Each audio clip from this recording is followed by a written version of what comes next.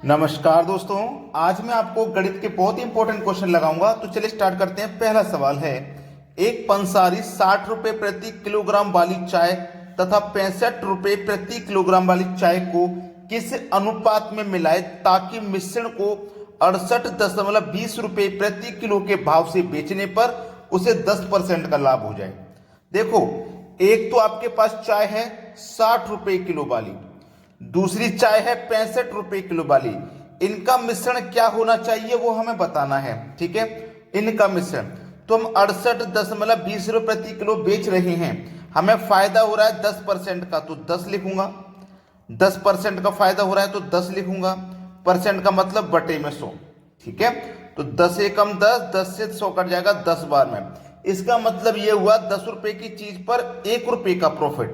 तो 10 रुपए की चीज पे 1 रुपए का प्रॉफिट कब होगा? जब हम 10 की चीज को 11 में बेचेंगे। ठीक है, तो हम देखो यहां कितने बेच रहे हैं मिश्रण को, 68.20 रुपए में बेच रहे हैं। अब मैं यहां से दशमलव को हटाऊंगा तो दशमलव के स्थान पे 1 आ जाएगा।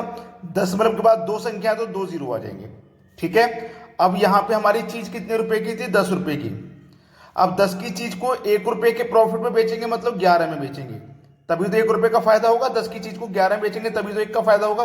बस इसको सरल कर लेना है और आंसर आ जाएगा। देखिएगा, 2 जीरो से आपके ये 2 जीरो कट जाएंगे। 11 से कटाऊंगा इसको, 11 छिक्के 66, 2 बचेगा 22, 11 दूनी का 22, कितना निकल गया है? 62। तो आपका यहां बीच में कितना आ जाएगा? 62। अब इनका क्या हो जाएगा? एलिगेशन मेथड लगा के क्रॉस अंतर, 65 62 का अंतर 3 और 60 62 का अंतर 2। तो किस अनुपात में मिलाया जाएगा? 3:2। ये आपके सवाल का बिल्कुल सही जवाब है, पहला ऑप्शन। सभी को क्लियर हो गया? अब देखते हैं अगला सवाल। अगला सवाल है, चीनी की मात्राओं का वह अनुपात जिसमें 20 रुपए प्रति किलो वाली चीनी को 15 रुपए प्रति किलो वाली चीनी के साथ मिलाकर मिश्रण को 16 रुपए प्रति किलो के भाव से बेचने पर ना हानि और ना लाभ हो। देखो, एक तो हमारे पास है 20 रुपए प्रति किलो वा, दूसरा है 15 रुपए प्रति किलो, और दोनों का मिश्रण है 16 रुपए प्रति किलो। ठीक है, अब क्या करेंगे? क्रॉस अंतर कर लेंगे, यानी कि हम एलिगेशन मेथड लगा देंगे। 15 16 का अंतर 1 आ जाएगा, 20 और 16 का अंतर 4 आ जाएगा। तो हम किस अनुपात में बेचेंगे कि हमें ना प्रॉफिट होगा ना लॉस होगा? तो 1:4 के अनुपात में हम बेचेंगे। 1:4 यानी कि डी ऑप्शन हो जाएगा सवाल का सही जवाब। अब देखते हैं अगला प्रश्न। अगला सवाल है, 6.20 रुपए प्रति किलो वाले चावल को 7.20 रुपए प्रति किलो वाले चावल के साथ किस अनुपात में मिलाया जाए कि मिश्रण का भाव 6.50 रुपए प्रति किलो हो जाए? एक तो हमारे पास चावल है 6.20 रुपए, दूसरा है 7.20 रुपए है, और दोनों का मिश्रण है 6.50 में हम बेच रहे हैं। क्या होगा? क्रॉस अंतर हो जाएगा। ठीक है, क्रॉस अंतर 7.20 और 6.50 का अंतर कितना हो जाएगा? 7.20 और 6.50 का अंतर हो जाएगा 7। ठीक है, 7 और 6.20 और 6.50 का अंतर कितना हो जाएगा भैया? 3। तो आपका सवाल का जवाब आ गया 7:3। ठीक है, 7:3 ये आपके सवाल का बिल्कुल सही जवाब है। क्लियर हो गया ना सभी को? किसी को कोई दिक्कत नहीं? देखो, आपको मैं एक चीज बताऊं, आप बोलोगे सर 6.20 और 6.50 का अंतर तो 30 आएगा, 7.20 और 6.50 का अंतर तो 70 आएगा, तो 0 से 0 कट जाएगा, 7:3 ही रह जाएगा। ठीक है, बी ऑप्शन हो जाएगा प्रश्न का बिल्कुल सही जवाब। अब देखते हैं अगला प्रश्न। अगला प्रश्न है, एक व्यापारी 50 किलो चीनी का कुछ लागत 8% लाभ पर तथा शेष 18% लाभ पर बेचता है। देखो, पहले बेचता है वो 8% लाभ पर, कितना?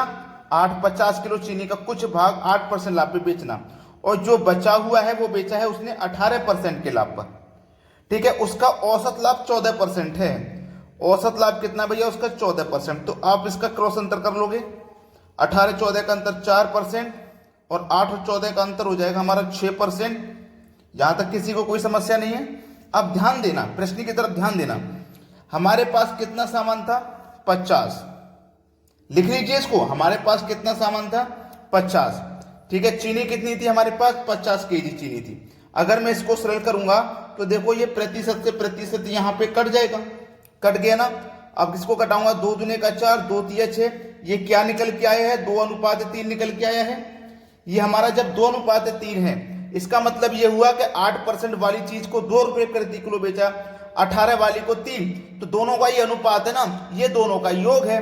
तो आप क्या करोगे, अनुपात को जोड़ो, 2 और 3 5, तो इस योग में अनुपात के योग से डिवाइड करो, ये कट जाएगा 10 बार में। पूछा क्या है, 18% लाभ पर उसने कितनी चीनी बेची, 18% लाभ पर अनुपात में बेची 3, तो 10 का मल्टीप्लाई 3 से कर दो, इसका मतलब 30 किलो चीनी वो बेचता है 18% के लाभ पर। अगर 8% के लाभ पे पूछे तो 10 का गुना 2 से कर दो, यानी कि 20 किलो चीनी बेचता है वो 8% के लाभ पे। दोनों को जोड़ोगे तो 50 ही हो जाएगा, तो हमारा यहां पे 30 किलो बिल्कुल सही जवाब है। अब देखेंगे अगला सवाल। अगला प्रश्न है, एक 18 सेंटीमीटर के ठोस घन से यदि 3 सेंटीमीटर के छोटे छोटे घन बनाए जाएं तो कितने घन बनेंगे। ये यूपीएसएससी 2016 में पूछा गया था प्रश्न। ठीक है, इसको करने का सबसे सरल तरीका मैं आपको बता रहा हूं कि आपको n बराबर 18, कितना है 18 के ठोस घन, घन का मतलब आप जानते हैं क्यूब होता है। ठीक है, कितने के बनाने, छोटे छोटे घन 3 सेंटीमीटर के बनाने, तो 3 से डिवाइड कर दो, 3 से डिवाइड करूंगा, 3 6 18, 6 बार में कट गया, इसकी पावर 3 है, 3 ले लूंगा। अब 6 की पावर 3 का मान कितना होता है भाई, 216 होता है, यानी कि कितने घन बनेंगे 3 सेंटीमीटर के, 216 घन बन जाएंगे। पहला ऑप्शन हो जाएगा प्रश्न का बिल्कुल सही जवाब। अगर आपको 18 के ठोस घन से 3 सेंटीमीटर के छोटे छोटे घन बनाने हैं तो 216 घन बन जाएंगे। चलिए अब देखते हैं अगला सवाल। अगला प्रश्न है, एक घन को 125 भागों में विभाजित किया गया, इस विभाजन से प्राप्त छोटे घनों की भुजा 3 सेंटीमीटर है, बड़े घन की भुजा क्या रही होगी। बहुत अच्छा सवाल है, देखो कैसे करना है इस सवाल को। n बराबर छोटे घन की भुजा क्या है 3 सेंटीमीटर, तो 3 लेंगे। एक घन को 125 भागों में विभाजित किया गया, कितने भागों में, 125 भागों में। बस याद रखना, इतना समझ में आ गया ना। इसके ऊपर आपको क्या लगाना है, स्क्वायर रूट का साइन, क्यूब रूट का साइन, क्योंकि हमारे पास क्या है, क्यूब रूट है, क्यूब रूट लिया है मैंने 125 का।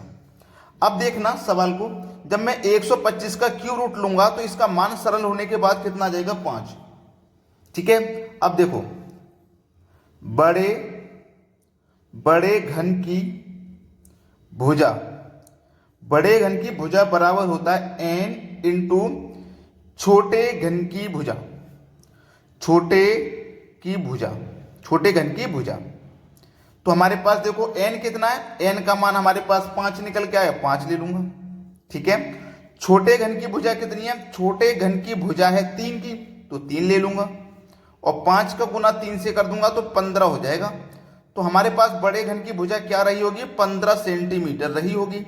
15 सेंटीमीटर मतलब डी ऑप्शन सही जवाब है। अब देखते हैं अगला सवाल। अगला प्रश्न है, 1 सेंटीमीटर भुजा के 64 घनों को सजाकर एक बड़ा घन तैयार किया गया, इस व्यवस्था में कितने घन ऐसे होंगे जिनकी कोई भी सतह बाहर से नहीं दिखाई देगी। बहुत अच्छा सवाल। ऐसे देखो प्रश्न को कैसे करते हैं, n बराबर 3 क्यूब रूट 64।